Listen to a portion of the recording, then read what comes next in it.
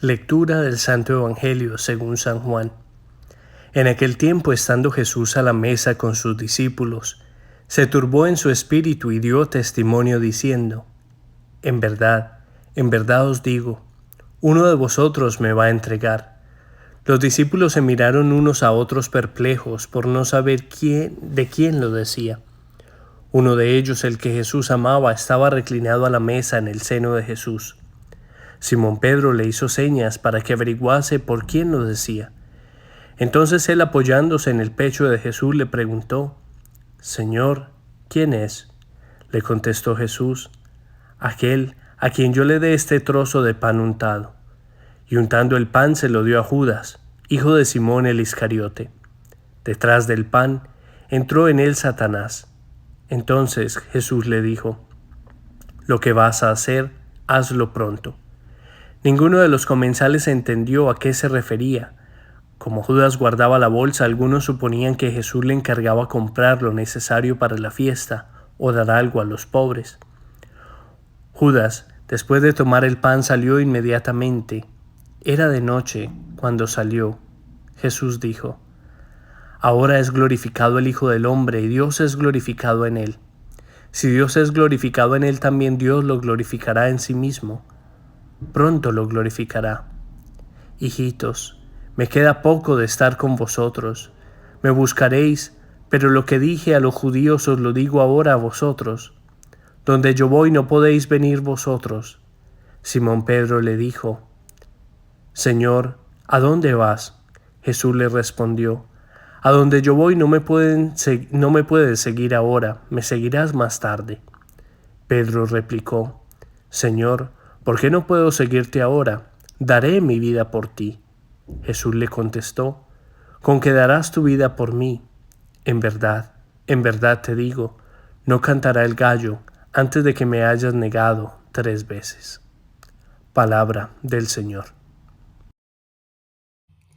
Acabamos de escuchar una de las escenas más desgarradoras de esta Semana Santa, el diálogo de Jesús con sus amigos en la última cena. Dice el Evangelio que Jesús sintió su espíritu turbado y le confesó a sus amigos que uno de ellos lo iba a traicionar. Imaginemos ese momento de tensión, ese momento de dolor, ese momento desgarrador de Jesús. Y es por eso que pienso que esta cena es una cena revelatoria en la que Jesús abre su corazón y le cuenta a sus discípulos muchas cosas, pero sus discípulos también nos dejan ver algo más acerca de ellos. Al Jesús hacer esta revelación, Pedro le hace señas a Juan y le dice: pregúntele quién es, usted que está cerca, a usted que lo ama tanto el Señor. Y dice el Señor: aquel a quien le voy a dar este pan untado. Y se lo entrega a Judas. Pensemos en cuántas veces nosotros como Judas hemos recibido también la Eucaristía y nos hemos ido inmediatamente después de la Eucaristía a vender al Señor con nuestro comportamiento, con nuestras actitudes, con nuestros pecados. Pienso que es una cena reveladora porque también nos revela algo de nosotros mismos, que nosotros muchas veces hemos participado de la misma mesa y hemos tomado el mismo comportamiento de esos discípulos. Otros venimos a la Eucaristía y después negamos a Jesús. Salimos corriendo como lo hizo Pedro, negando quién es el Señor, las cosas que Él ha hecho por nosotros.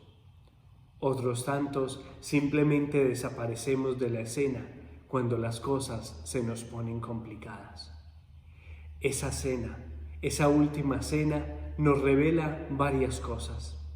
Primero, el amor incondicional de Jesús, que incluso sabiendo que Judas lo iba a traicionar, le dice: ve y haz lo que tienes que hacer.